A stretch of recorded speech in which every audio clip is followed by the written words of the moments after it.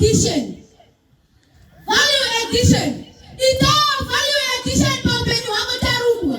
Wana shaida mtumani mroti nasi. Wanoti. Mama nutenda makama kamshono setu na shireweza. Asili niyo na wengu wetarapati mpano baba. Jia tinoti value addition ihama.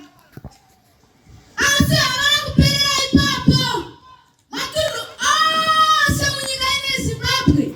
Utima wariku waka shikoro. Yangu nyika ino anga wana tsunukuka mna 1980. Ase urumende yadi inotumami wana Mnangagwa ekati.